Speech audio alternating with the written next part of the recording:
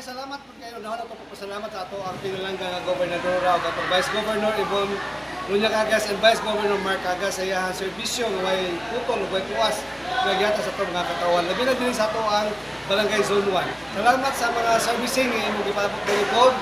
Kunya ang katawhan nalipay kayo sa mga nahitabo nga natabangan ang ilang mga problema. Labi na din sa tuli.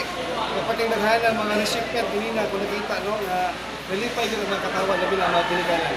Ako may istorya na unta politika kung while ongoing ang atong servicing sa atong panggobyerno dili na nato apila ng politika mo na usahay ang mahitabo ang development nga moabot unta dapat sa atong kabarangay dili moabot usahay nga naman dahil mga pipila nga mga leaders nga murag opposite kayo sila gusto mahitabo sa ato pag-develop sa atong barangay sama din sa atong barangay Zone 1 nga unta kaya mga gym dira nga ma-develop or ma-repair sa atong provincial government o governor Ibon pero dili man anas tulad aning mga dili magkasinabot sa politika. No? While sa unang panahon nga ako pang kapitan diri sa Zone 1, taas ka panahon nga ng bisyo ko diri within 11 years pero wala pinitabo ko na.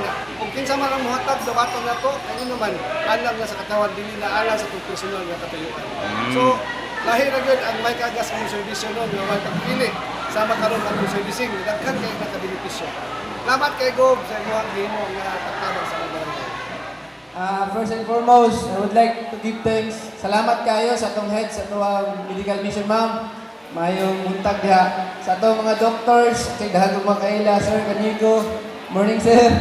So sa mga staff sa atong provincial government sa atong hospital. Salamat kayo sa inyong paghatag og higayon nga matigayon ning atong medical mission, no.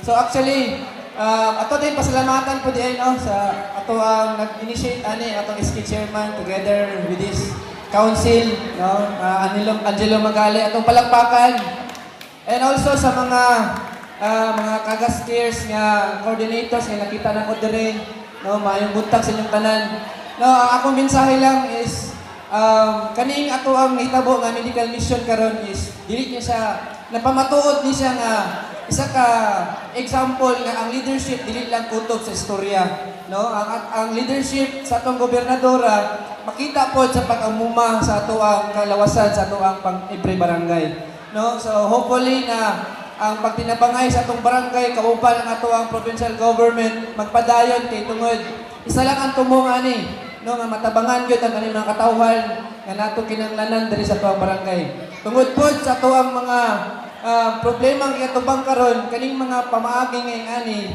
dako kayo og tabang no labi na sa mga naglisod especially nga mga problema sa panglawas no congratulations and salamat kaayo sa inyong tanan sa pagtambong and hopefully na makater tanan ang gustong pagpatambal karong adlaw no that will be all salamat kayo once again og maayong buntag sa inyong tanan tanan pasyente o sama ni og doktor mo agi sa registration area para muhatag og form.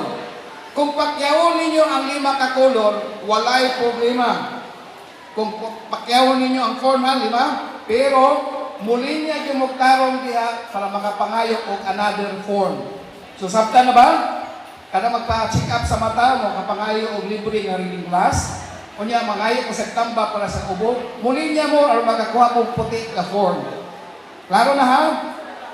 So, uspon ako, naay mga rason nga dili maibtan og ngipon kay tungod taas og BP, dunay allergy, napagil siya na nervyos, unya taas og kanang gitawag to nga na diabetes o kanang kung babae man diha o dalaga nga panahon sa iyang dalaw o dunay menstruation, dili po maibtan og ngipon. So, klaro na no?